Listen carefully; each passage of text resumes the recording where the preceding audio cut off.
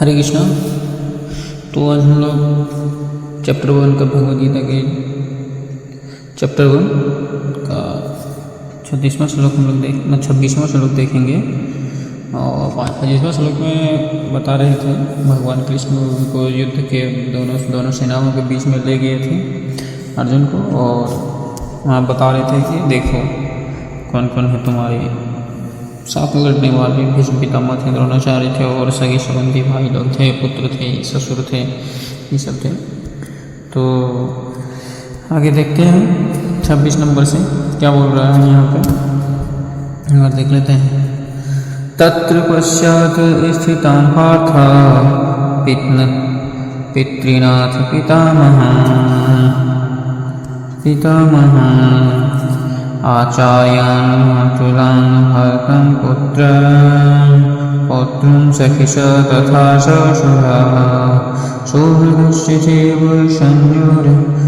संयोरभ्योरपि। तो इसमें बोला जा रहा है तत्र वहाँ अपश्यत वह देख सकता था स्थितान खड़े हुए वहाँ पे जो लोग स्थित थे पार्थ अर्जुन पितृन पितामह को यथ भी पितामह को देख रहे थे। आचार्यन गुरु द्रोणाचार्य थे, वशिष्ठ थे, नहीं वो कौन थे वशिष्ठ, उनको जो कुल गुरु थे वो भी थे कृपाचार्य, वशिष्ठ तो रामायण में थे। और मातुलान मामा लोग थे, भारतान भाइयों को, पुत्र लोग, पौत्र थे मतलब नाती पोता जैसे पोता लोग होते हुए पौत्रन, सखीन मित्र लोग थे, तथा भी ससुरान ससुर को हृदय शुभचिंतक जो रहते थे। च भी जैसे कृत ब्रह्म शुभचिंतक एक थे। च भी एव निश्चय ही सेनाओं के उभय दोनों पक्ष अपनी सहित। अनुवाद हिज डिवाइन ग्रेस वेदांत स्वामी श्री गुरुपाल जय। वहाँ अर्जुन ने दोनों पक्षों में सेनाओं के बीच अपने पितामह गुरुजनों मामा भाई पुत्र अपने ससुर सब जंतुओं को देखा और यही देखें और यही है। तो इसमें आगे यहाँ पे क्या बोला कि वह अपने दोनों पक्ष में जो थे रिश्तेदार लोग उनको देखें। और फिर आगे देखिए क्या बोल रहा है 27 नंबर में।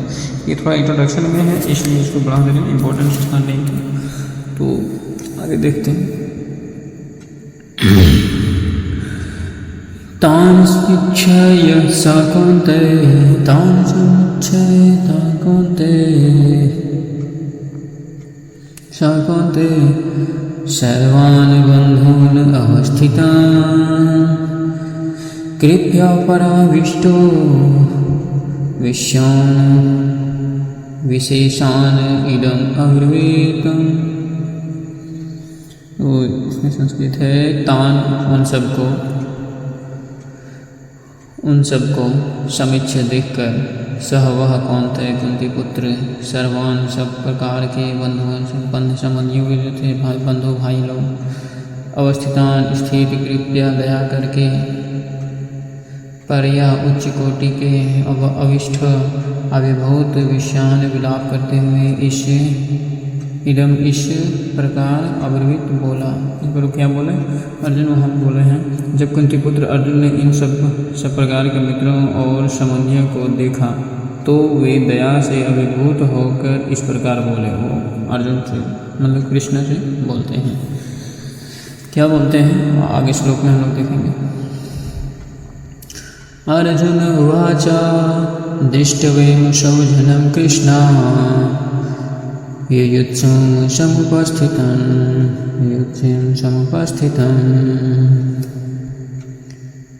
दृष्ट्वेम सौजन्यं कृष्ण युयुत्सुं समुपस्थितं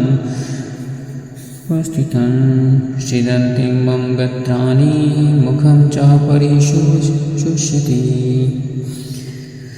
संस्कृत वर्ड में अर्जुन ने कहा दृष्टवा देखकर ये इमाम ये सौजनम सौजन जो अपने जन लोग थे। कृष्ण हे कृष्ण युक्त सभी युद्ध की भावना से युक्त हैं, मतलब इच्छा युक्त हैं, युद्ध करने की इच्छा से। समुपस्थितम उपस्थित सिदंती काँप रहे हैं। मम मेरे गत्रानि शरीर के अंग मुखम मुख चा भी और परिशुष्यति और सुख भी रहा है मुँह, शरीर काँप रहा है। वही अर्जुन यहाँ पे कर रहे हैं। अर्जुन ने कहा हे कृष्ण अपने मित्रों तथा संबंधियों को मेरे समक्ष इस प्रकार युद्ध की भावना से उपस्थित देखकर मेरे शरीर के अंग काँप रहे हैं तथा मेरे मुख सूख रहे हैं। इसमें कंक्लूजन करने वाली ये बात है कि अर्जुन इतना बड़ा योद्धा है फिर भी उसका मुख काँप रहा है। क्यों काँप रहा है? थोड़ा ये चिंतन करने की बात है कि क्या अर्जुन युद्ध में अब हार जाएगा? तो इतना युद्ध जीता है तो इस युद्ध में ऐसा क्यों बोल रहा है कि मेरा हाथ काँप रहा है, शरीर काँप रहा है, थरथरा रहा है पूरा, और मुँह जो है मुँह सूखा जा रहा है? ऐसा क्यों हो रहा है? ऐसा क्यों कहते हैं? कहने का रीज़न ये है कि ऐसा नहीं है कि वो इस युद्ध को जीत नहीं सकते हैं, बट यहाँ पे दिख रहा है कि मुझसे युद्ध कर रहा है तो अपने को ही मार देंगे, और मारेंगे तो कितना बड़ा भयानक अपराध होगा, मतलब क्या नहीं होगा। तो ये सब इसके अंदर क्यों आ रहा है? इसलिए आ रहा है क्योंकि वो भगवान का शुद्ध भक्त है, और मारेगा अपने को मार करके फिर क्या राज करना है, ये ऐसा सोच रहे हैं। तो इसलिए सोच रहा है कि कितना मूढ़ है व्यक्ति लोग कि सब आगे हैं यहाँ पे युद्ध की इच्छा से। इसीलिए यहाँ पे बता रहे हैं। तो इनका तात्पर्य श्रील प्रभुपाद एक श्लोक लिए हुए हैं, कुछ दुर्बलता ये भागवतम से है, भागवतम का श्लोक है। तो भागवत महापुराण से बोलते हैं अश्याति भक्तिर भगवती अकिंचन सर्वैर्गुणेषु तत्र संसते सुरा हरवत अभक्तस्य कुतो महद्गुणा मनोरथे नास्ति धावतो वह। तो इसका अनुवाद है श्रीमद् भागवतम पुराण का, ये 5वां स्कंध का है और 18 अध्याय के 12वां श्लोक है। जिसमें बता रहे हैं जो भगवान के प्रति अनन्य भक्ति रखता है उसमें देवता के सभी अच्छे गुण होते हैं, लेकिन जो भगवान का भक्त नहीं है उसके पास केवल भौतिक योग्यताएँ होती हैं जिनका कोई मूल्य नहीं होता। ऐसा इसलिए है क्योंकि वह मानसिक स्तर पर मंडराता रहता है और उसे चमकदार भौतिक ऊर्जा द्वारा आकर्षित होना निश्चित है। ये भागवतम से था। यहाँ पे समझा रहे हैं कि जो इस श्लोक में बताने की कोशिश कर रहे हैं, जो भगवान का भक्त नहीं होता उसके अंदर मतलब भौतिक लालसा ही होता है, वो दिखावा बहुत ज़्यादा करेगा, अहंकारी में रहता है, उसका दोष दिखेगा। तो वो यहाँ पे ये बताना चाह रहा है कि वो दिखावा में हमेशा रहता है, और लेकिन जो भगवान का भक्त होते हैं वो उनके अंदर देवता लोग जो हैं उनका गुण भक्त के अंदर स्वतः चले आता है धीरे धीरे। और 29 में बोल रहे हैं वेपुयस्य च शरीरे में रोमहर्षं च जायते वेप्थुस्य च शरीरे में रोमहर्षस्य च जायते गांडीवं सृंसते हस्तात् त्वाकजीव परिध्यते। तो यहाँ पे बोल रहा है गांडीवं रसते हस्तात् त्वाकजीव परिध्यते।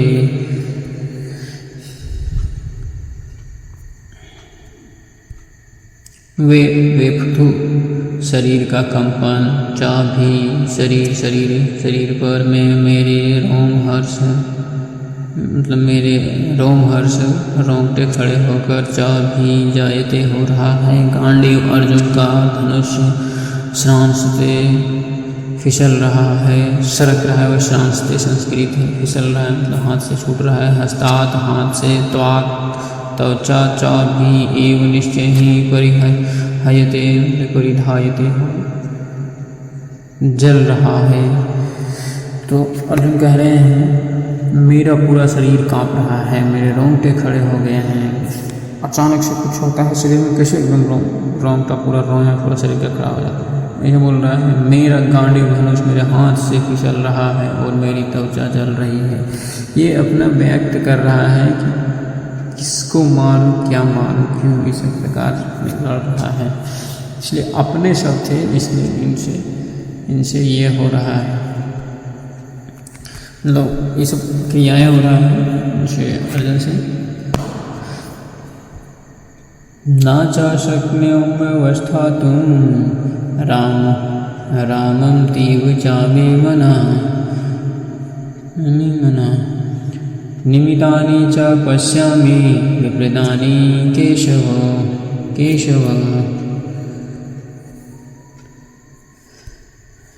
ना च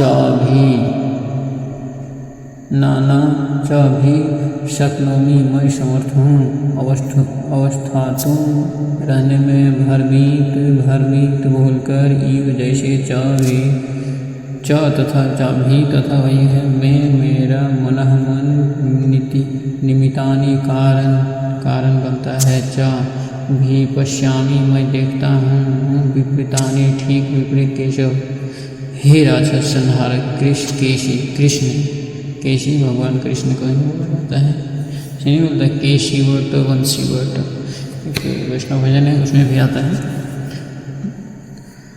तो अनुवाद में आगे कह रहे हैं अर्जुन मैं अब यहाँ पर अधिक खड़ा नहीं रह सकता, मैं अपने आप को भूल रहा हूँ और मेरा मन भटक रहा है। हे कृष्ण केशी राक्षस के संहारक, भगवान राक्षस को मारते थे इसलिए राक्षस के संहारक यहाँ पे संबोधन किए हैं अर्जुन भगवान को। मुझे केवल दुर्भाग्य के कारण दिखाई दे रहा, बात तो सही है, दुर्भाग्य के कारण ही दिखाई दे रहा है कि सब मारा जाएगा तो सब दुर्भाग्य ही है, मेरा ही आखिर तो कोई भी मारा जाएगा तो मेरा ही अपना मारा जाएगा, इसलिए ऐसा बोल रहे हैं।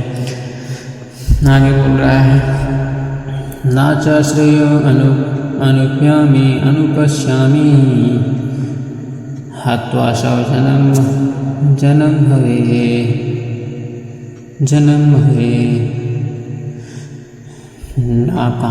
नाकांक्षे विजयं कृष्णा ना च राज्यं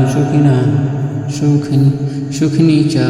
तो ये सुखी मतलब बोल रहा है ऐसे राज्य को मुझे नहीं चाहिए, इस राज्य को लेकर क्या करेंगे राज करके जिसमें मेरा अपना कोई रिश्तेदार ही ना हो, कुछ ऐसा बोल रहे हैं। पर बोल रहे ना सीए भी श्रेय अच्छा अनुपश्यामी, क्या मैं पूर्वभाष करता हूँ हत्या करके शव जन अपने जन अहावे युद्ध में ना कांक्षे, क्या मैं इच्छा करता हूँ विजय कृष्ण हे कृष्ण ना सीए भी राज्य सुखानी उसका सुख सीए भी।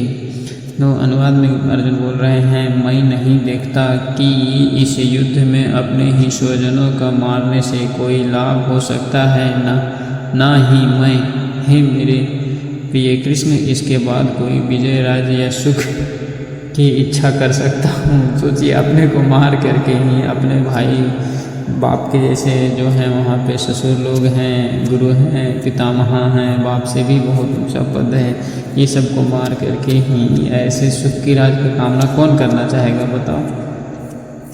तो लेकिन अधर्म हुआ था जिसकी वजह से चाह रहे थे कृष्ण कि नहीं ये अधर्म है कि अगर 5 राज्य जब मांगा गया तो भी नहीं दिया गया तो अधर्म तो है ही।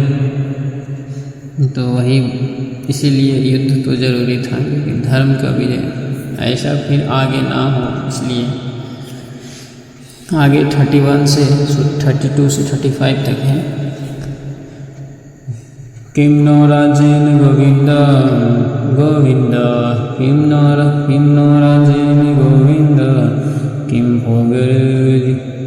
किम भोग किम भोगः जी, भोग ये राग का यहाँ पे होता है, जो विसर्ग तोड़ते हैं तो हम लोग इसको पढ़ सकते हैं। किम भोगः जीवितेन वा येषामर्थे कांक्षितं नोऽस्तं भोगः सुखिनी च ता इमेव स्थिता युद्धे प्राणस्त्यक्त्वा धनानि च आचार्यः पितृः पुत्रस्थैव च पितामहः मातुलः श्वशुरः पौत्रः शिलासम्बन्धिनस्तथा एतान् हन्तुम् इच्छामि घन्तोऽपि मधुसूदन अपि त्रैलोक्यराज्यस्य हेतुः किं नु महीलिदे निहत्या धृतराष्ट्रना का प्रीति सौजिना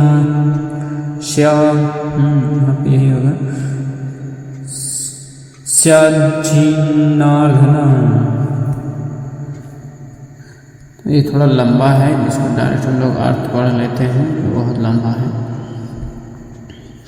हे गोविंद, कृष्ण बोल रहे हैं अर्जुन से, हे गोविंद, हमें राज्य सुख या जीवन से क्या लाभ, जब वे सभी जिनके लिए हम इन्हें चाहते हैं तो वे युद्ध जिसके लिए करना चाह रहे हैं इस युद्ध भूमि में खड़े हैं। सब तो मान के चलिए हम अगर कुछ सफलता कुछ पाते हैं, पैसा कौड़ी कमाते हैं तो अपने परिवार के लिए, अगर वही नहीं रहे तो वही तो क्यों कमाना है, एकदम उजाड़ सा जिंदगी लगेगी।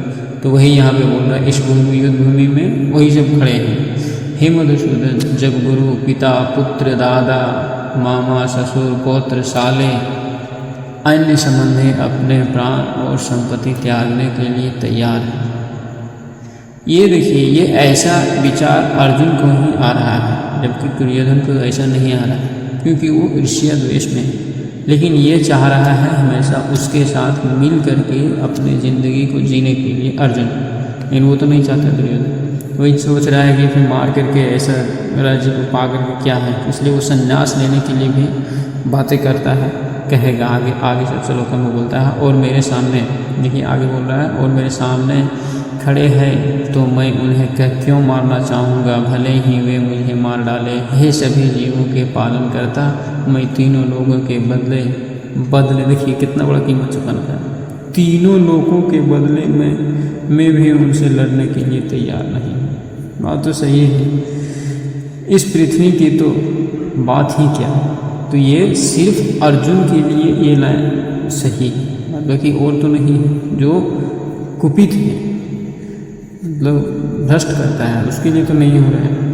वही बोल रहा है, इस पृथ्वी की तो बात ही क्या, तीनों लोग को त्याग देना बोल रहा है। वो भी मिल जाए मुझे तो भी मैं इससे झगड़ा नहीं करूँगा, युद्ध नहीं करूँगा। धृतराष्ट्र के पुत्रों को मारने से हमें क्या सुख मिलेगा, जब अपना ही सगा संबंधी ना रहे तो कैसे सुख मिलेगा।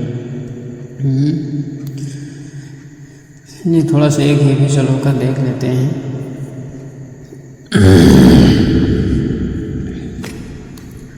पापम एव श्रेयाद अस्मान् हत्वेताम अतातायिनः तस्मान् नरहं वयं हन्तुं धृतराष्ट्र सम्बन्धवान् स्वजनं हि कथं हत्वा सुखिना शयाम माधव। तो इसमें बोल रहे हैं आगे अर्जुन, और यदि हमें ऐसे आतताइयों को वध करेंगे तो पाप हम पर हावी हो जाएगा। पापी को मार करके नहीं, मतलब अपने रिश्तेदारों को मारे, पुत्र उत्र मारे, ससुर मारे, पितामह को मारे, गुरु को मारे, तो कितना बड़ा पाप करेंगे हम। तो वो सोच रहे हैं, अर्जुन बता रहे हैं कृष्ण को, इसलिए धृतराष्ट्र के पुत्रों और अपने मित्रों को वध करना हमारे लिए उचित नहीं है। हे कृष्ण, हे लक्ष्मी के पति। देखिए ये जान रहा है, अर्जुन जानते हैं कि ये भगवान है, और बहुत कोई जो निर्विशेषवादी लोग, ब्रह्मवादी लोग, वो भगवान कृष्ण को कृष्ण भगवान नहीं मानते। देखिए क्या ये सब अर्जुन से बढ़ कर के हैं। हे कृष्ण, हे लक्ष्मीपति, लक्ष्मी के पति हैं भगवान नारायण हैं स्वयं, तो कृष्ण स्वयं भगवान है, हमें क्या लाभ होगा और अपने ही सगे संबंधियों का वध करके हम कैसे सुखी हो सकते हैं। ये चीज़ यहाँ पे बोल रहा है। एक यहाँ बहुत अच्छा दिया गया है, तो ये थोड़ा सा पढ़ लेते हैं। ये देखिए तात्पर्य में है, परपट, इंग्लिश में परपट होता है तात्पर्य का। तो यहाँ पे बहुत अच्छे से बताया गया है, उसको थोड़ा सा देखते हैं। वैदिक आदेशानुसार आक्रमणकारी 6 प्रकार के, मतलब आतताई 6 प्रकार के होते हैं। आक्रमणकारी वही आतताई। विष देने वाला, जो कोई किसी को विष देता है वो होता आतताई होता है, नराधम अत्याचारी है। घर में आग लगाने वाला, जो घर को तोड़ता है, घर में आग लगा देता है किसी का। घातक हथियारों से हमला करने वाला, किसी के ऊपर जैसे हमला करता है। धन संपत्ति लूटने वाला, ये घातक हथियार चाकू को मार दिया या तो कुछ हरण लूट लेकर कोई किसी से मार देता है। धन संपत्ति कोई किसी का लूट लेता है। यहाँ से एक चीज़ सीखने को मिलता है कि धन संपत्ति जो है, धन संपत्ति लूटने वाला, दूसरों को हमेशा अगर सुखी रहना है जीवन में तो दूसरे के धन संपत्ति को हमेशा मिट्टी ही समझना चाहिए। आगे बोल रहा है दूसरे के भूमि पर कब्जा करने वाला भी आतताई होता है। तो 6 में बोल रहे हैं पत्नी का अपहरण करने वाला, किसी के पत्नी को कोई अपहरण कर रहा है तो बोल रहा है ऐसे आक्रमणकारी, मतलब ऐसे आतताइयों को तुरंत मार डालना चाहिए, ऐसा नियम होना चाहिए सही में। ऐसे बोल रहा है ऐसे आक्रमणकारियों को मारने से कोई पाप नहीं लगता है। आक्रमणकारियों का ऐसा, मतलब आतताइयों का ऐसा वध किसी भी साधारण व्यक्ति के लिए उचित है। लेकिन अर्जुन कोई साधारण व्यक्ति नहीं था, वह स्वभाव से संत था, इसलिए वह उनसे संततः से निपटना चाहता था, शांतिपूर्वक निपटना चाहता था। हर कोई संत कभी झगड़ा नहीं करता है। तो वैसे ही वो संत के अंदर से थे, पूरा भगवान के भक्त थे तो संत थे। गृहस्थ में थे तो क्या हुआ। आगे बोल रहा हालांकि इस प्रकार का संतत्व क्षत्रिय के लिए नहीं है, लेकिन क्षत्रिय को इस तरह का संतत्व नहीं शोभा देता है। यद्यपि राज्य के प्रशासन के में एक जिम्मेदारी व्यक्ति को संत होना आवश्यक है।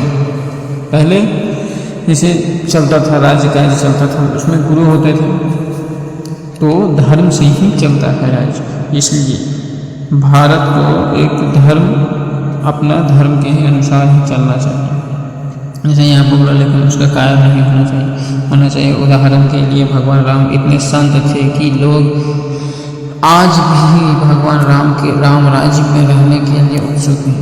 वो भी थे, क्षत्रिय में जन्म लिए थे भगवान, लेकिन मारे थे, युद्ध किए थे। लेकिन भगवान राम ने कभी भी कायरता नहीं दिखाई, राम के विरुद्ध आक्रांता था, क्योंकि रावण ने क्या किया था, सीता की पत्नी का हरण, सीता माता का हरण किया था। नहीं यहाँ पे बोल रहे हैं,